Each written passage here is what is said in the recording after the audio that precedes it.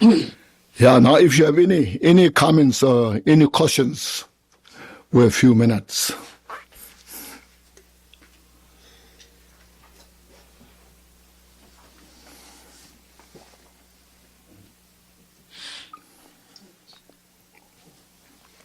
When we were talking about on page 174, and the layperson's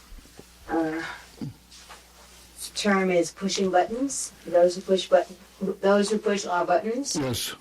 Okay, when it's saying here, it's easy to do well by those who do well to us, but to those who we feel harm, oh yes, it's even more important to do. Pay attention. Yes. Yeah, and to be very honest, that's in one particular thing very, very hard for me. And it said on page 174 to then give them even more, practice great compassion, give them great, cultivate compassion. Yes. Benefit, make efforts to bring them benefits and happiness. So my question was, what does, I'm a former school teacher, what does great compassion look like for those of us who, for those people who we feel push our buttons to a great extent? Yes. My feeling is it's difficult. Difficult. Yes. Yes. Yes. Maybe I didn't go more deeply on that. Those individuals who hate what we're doing, they dislike what we're doing, and that time we may not have any opportunity to help them. But in the mind, just develop compassion instead of hatred. It's very important, or it's a good way. Look at the perspective of their suffering. There's two angles. From evil, looking at the evil of that person, and other side, how much suffering he has or she has. So don't look at the evil things, what they're doing, but other side, how much suffering they have. Especially how much the cause of suffering they're creating. And just develop compassion from that point of view, you see. Then we may not have opportunity to help that moment, but in your mind, anytime in the future, if there's chance to help that person, I'll be ready. So by developing the viewpoint of focusing and concentrating on their suffering, exactly. The cause of the suffering, exactly. My mind would be calmer so that when an opportunity comes up to, I almost said hate instead of help, to help that person, yes, I'll be in a better place to be able to extend that generosity and that exactly. Compassion. Exactly. That's the point, you see. So this is very important to divide or to make the distinction. The person and their delusions. The person wants peace and happiness, doesn't want suffering. But the delusion they have, just they're creating cause of suffering, and they're suffering. So look at that, see. They have immense kind of suffering, especially creating cause of suffering. So that's why we're practicing Bodhicitta, to uproot their delusions. So not giving up that person from your heart means when time comes to help, I'll be ready. Right now, there's no opportunity. That's okay, because Bodhisattva was reborn life after life, life after life. So we don't try to get solution to solve all the problem in that lifetime,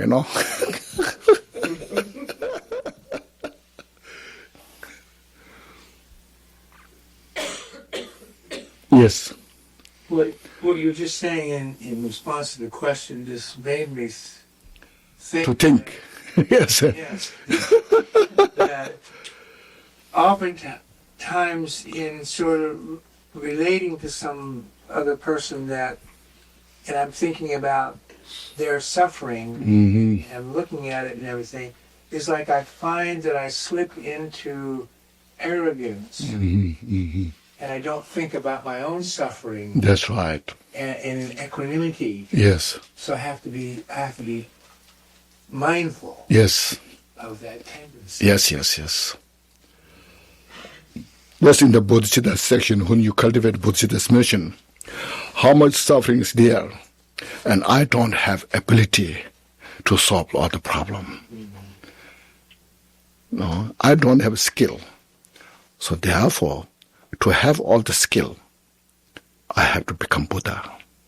For that, as mentioned, the consummate cause is to cultivate Bodhicitta.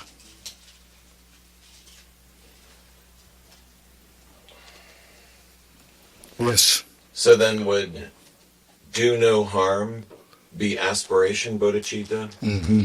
And then at some point when we're able to actively participate in helping the person that we're feeling badly about, Mm-hmm. that aspiration has become action. Mm-hmm. But do no harm would be the aspiration? Or is that an action? Once you take the aspiration bodhicitta, then any acts becomes action bodhicitta. Yeah.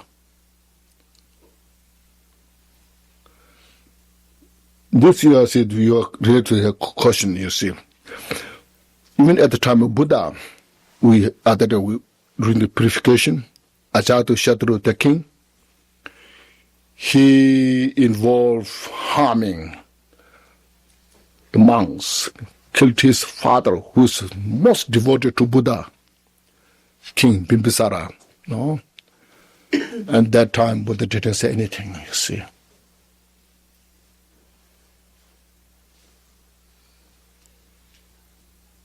Even he shoot the rocket, stone, the big stone rocket, and hurt Buddha's feet, foot. He did so much those heinous crime. Buddha's compassion is always just there.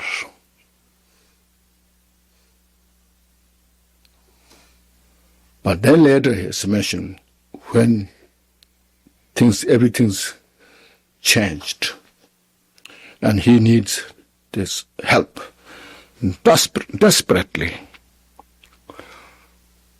So that his physician recommended to see Buddha.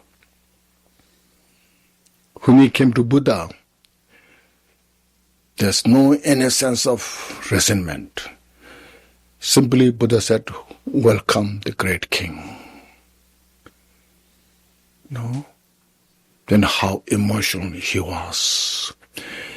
Because he has such great remorse what he did. No?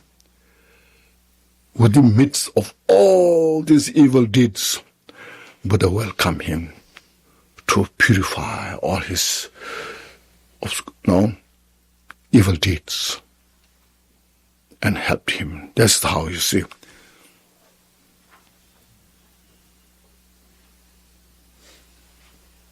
Yes. It's interesting that just as you can group the Grouping. meters Yes. into the 3 trainings, Yes. you can also group the Eightfold Noble Path. Yes, exactly. It's there. The 3 It's there. trainings. Right understanding, Yes. right intention, Mm-hmm. right, Yes. right conduct, right livelihood, right action. Yes. Then right effort, right concentration, and right mindfulness. Mm-hmm. So it forms the foundation and the meeting place of all Buddhist teachings. Oh, yes. As far as what you do in Buddhism is concerned, whether you're Theravada or Mahayana, Vajrayana. Yes, in yes. the beginning of the Theravada Bible, in the Suddhamagga, the Buddha was asked, how do you solve this riddle of life? Mm-hmm. He says a yogi well-versed in morality Yes. develops concentration and wisdom. That yogi solves the riddle of life. Yes, yes. So it's a good meeting place for all Buddhists, the foundation of all Buddhists. Yes. So see, that's why this book is so beautiful,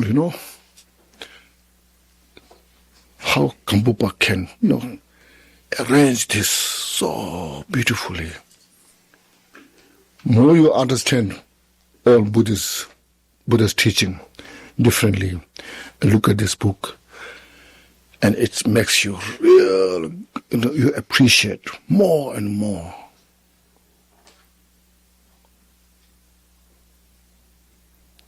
So the eight noble four path, or the 37, the branch of enlightenment, is all described in the 5 parts, step by step, with conjunction with these three trainings.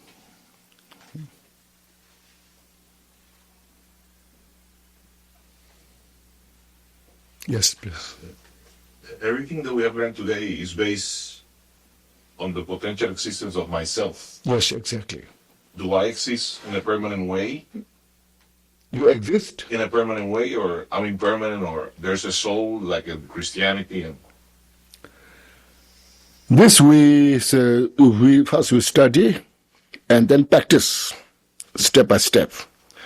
By practicing, so these truths, you see, these two are very important. First, you understand what to practice, how they are, and once you understood, apply into practice. Means you implement. So through this understanding, practice side by side, then you have the experience. You can experience. Then when you experience, it's no longer belief system. It becomes experiential. So this is what it is. At the beginning, maybe we have to have some belief, So I believe this, I don't believe this, like these things, you see. So it's okay. It's okay. But then if you practice it, follow. Let's say, nobody is saying that some group of people have not been to Washington, D.C., suppose.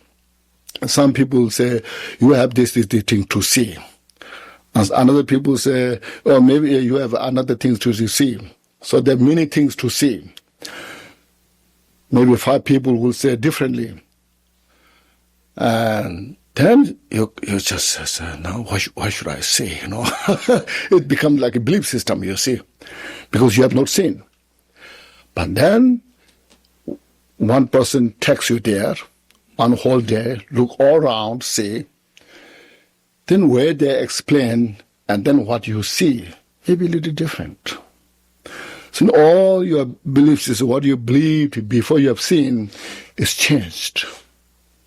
So this is how we are now here. You meditate, you practice.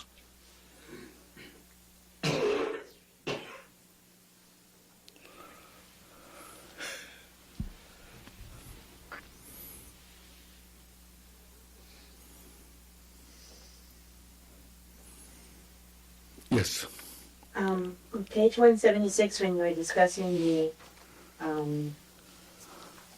the practicing the mind of actual enlightenment, the part that says practicing the attitude of benefiting others is pretty clear to me. Yes.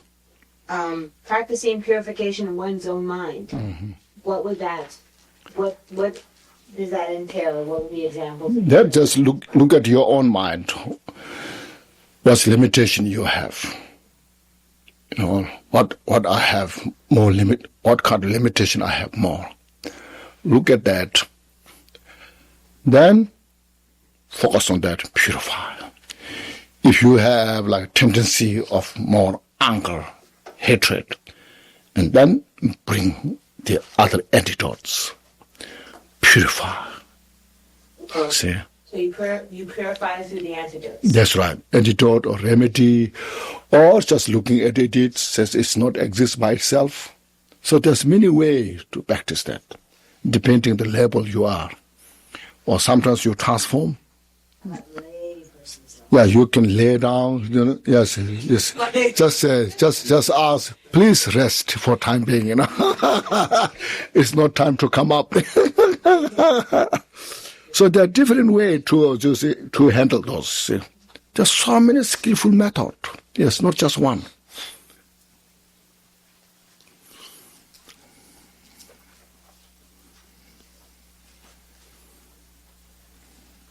Yes. My problem is dealing with people that I don't necessarily want something bad to happen to somebody, but dealing with somebody whose arrogance. Sometimes I feel like I want something to happen to humble that person. Okay. And so in that area, I still bang up with trying to see their suffering and stuff like that. You know, because I feel this need that I want them to be humbled. And then if they could only be humbled, Yes. then I could find a way of having empathy for them. Okay. But until they're humbled, which may never happen. It may not happen. Yeah, then I find So you have to wait. I find it difficult to be humble. That's right. And that ties into one of my other issues is that I'll just use a colloquialism, if you'll allow me, of not wanting to be a wimp or maintaining a certain amount of resolve and not being a doormat. So I don't know if there's a question in there. Yeah, I think looks like you don't have questions. You don't have questions. Well, I don't have a questions. I just have an issue. Yes.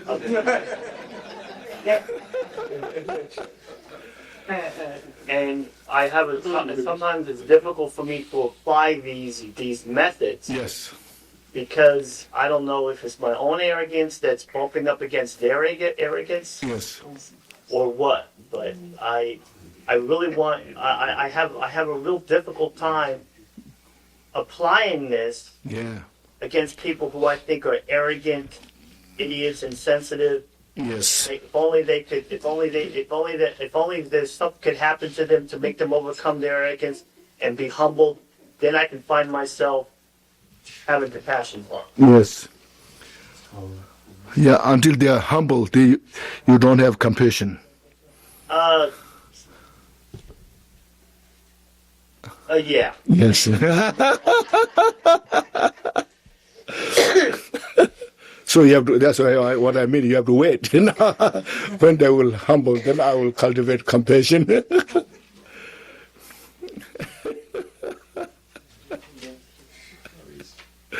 Yes. Yes. To listen to what Kevin's saying, and I know for me and for maybe others as well, if we wait to try and control those emotions to the moment that we're in front of that person, it's not going to happen. It's it's uncertainty. And isn't that really what our practice is about? Is to bring these problems to our meditation practice? That's right. And to you use the example of airplanes often. Yes. And I think about meditation as simulator time. Yes. Pilots train every 6 months in simulators because when the emergency happens, everything, you start working through it habitually. That's right. Because you memorize those steps, and eventually those steps become natural. Yes. And I kind of think of the meditation practice as the same thing. That's that's our simulator. Yes. Exactly. It takes time, really, All the methods are there. No, but it takes a long time to get the lesson, aware, how to implement. Because sometimes our mindfulness is very slow. Very slow to come up. And after some time, it becomes too late, Say, I wish I had that thought before. So that's why I say every time you have to kind of remind ourselves, yes, stimulate, yeah. Bring the antidotes. Yes, Larry, what? Well, it's my experience that, if I'm having a difficulty with somebody and I go in my practice and work on my own karma towards them and try to shift my own karma. If my own karma shifts, they shift too. I've seen this happen several times. That's right. I don't have to necessarily do anything to get them to shift. I have to shift. That's right. What do you mean by your own karma? What? What do you mean by your own karma? Well, there's a sense of somebody's being nasty towards you, you want to be nasty towards them. And if you go home and do your meditation and work on that and to try to resolve that, get that out of the way from your end, then all of a sudden they become much easier to get along with. And I've had other people tell me the same thing. Mm-hmm. That's very good.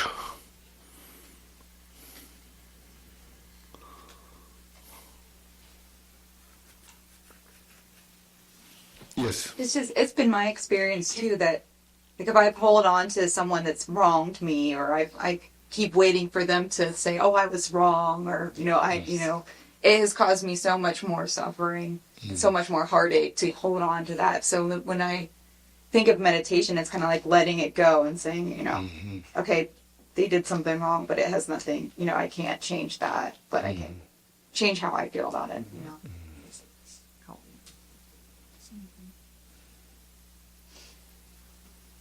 But that's hard to do. Yes. Can you comment on the superior wisdom awareness from this? No, this what is superior means superior moral ethics, superior thought or meditative equipoise, superior wisdom awareness. This is Mayana. It's conjunction with the Bodhicitta or sayings. Superior means Mayana.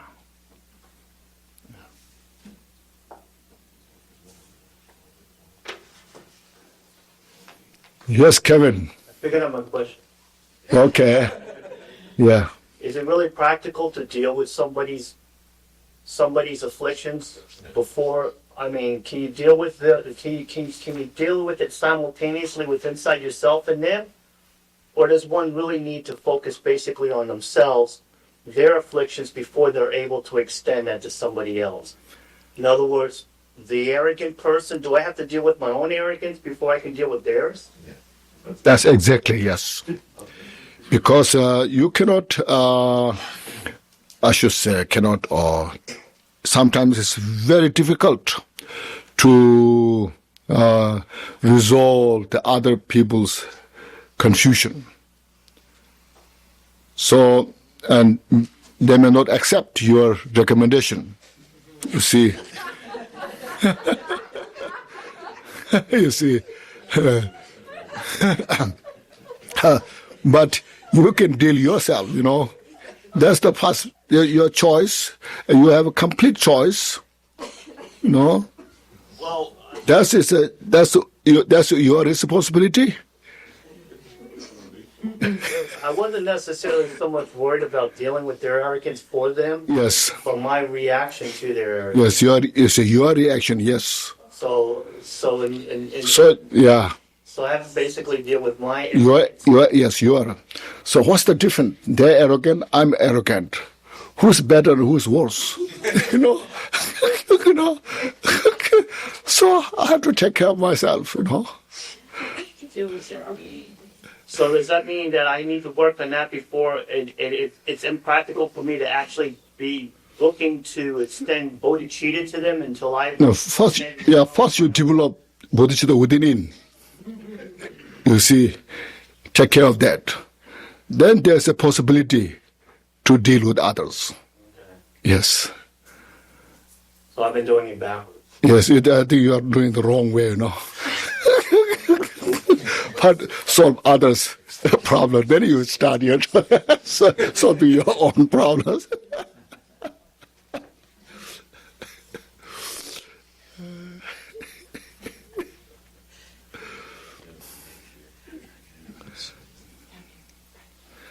That's very important insight now, you see.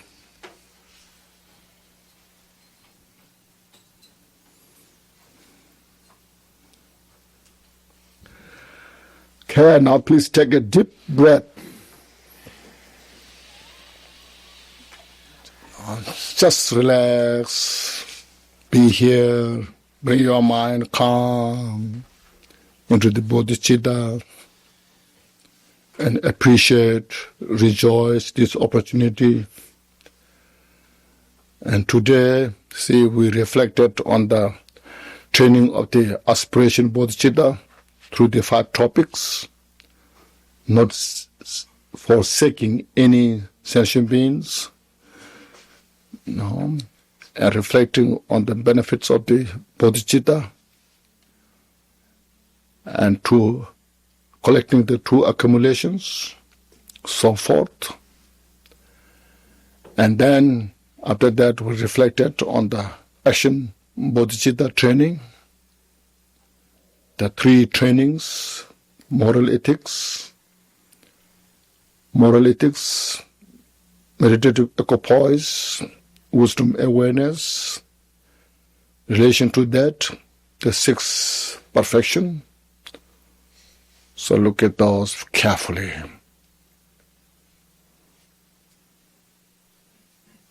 And we meditate, contemplate. I will study them more thoroughly and apply into practice.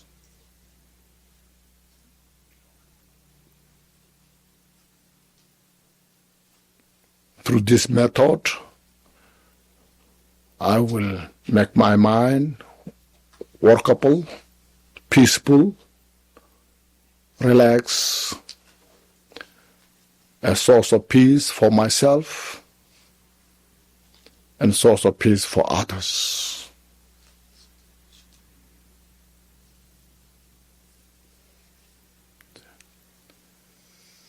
So this is how to free from suffering, how to free from the samsara.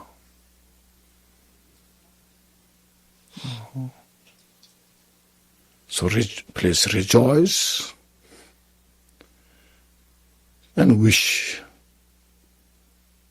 with the altruistic thought, every sentient being free from suffering, and breathe peace, happiness. With this mind, we'll say the dedication prayers. Please look at the page 32.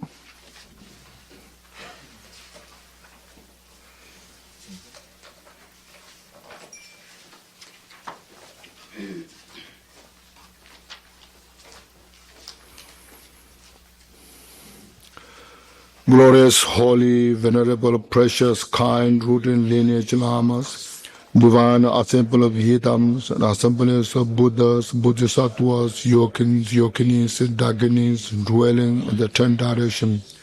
Please hear my prayer. Both the virtues collected in the 3 times by myself and all sentient beings in samsara and nirvana, and the innate root of virtue, not result in 8 worldly concerns, the 4 causes of samsara, and others as the Sharavaka or particular Buddha. May all mother sentient beings, especially those enemies who have been mine, obstructors who harm, misleading Mara, and the hordes of demons, experience happiness, be separated from suffering, and swiftly attain unsurpassed, perfect, complete and precious Buddhahood. By the power of this verse, root of virtue, may I benefit all beings through my body, speech, and mind. May all the afflictions of desire, hatred, ignorance, and arrogance and jealousy not arise in my mind. May attachment to fame, reputation, wealth, honor, and concern for this life not arise for even a moment. May my mind's dream be moistened by loving kindness, compassion, and bodhicitta. And through that, may I become a spiritual master with good qualities equal to the infinite of space. May I gain the supreme attainment of Mahamudra in this very life. May the torment of suffering not arise even at the time of my death. May I not die with the negative thoughts. May I not die confused from being. May I not experience an untimely death. May I die joyfully and happily in the great luminosity of the mind as such, and pervading clarity of Dharma. May I, in any case, gain the supreme attainment of Mahamudra at the time of death in the partner. Next. By the virtues collected in the 3 times by myself and all sentient beings in Nirvana, may the innate root of virtue, may I and all sentient beings quickly attain unsurpassed, perfect, complete, precious enlightenment. May the teachings of great Drikung Shiri, who is omniscient, Lord of Dharma, Master of interdependence, continue, increase through study, practice, contemplation, and meditation until the end of samsara. Okay, thank you. Okay, just be happy, relax.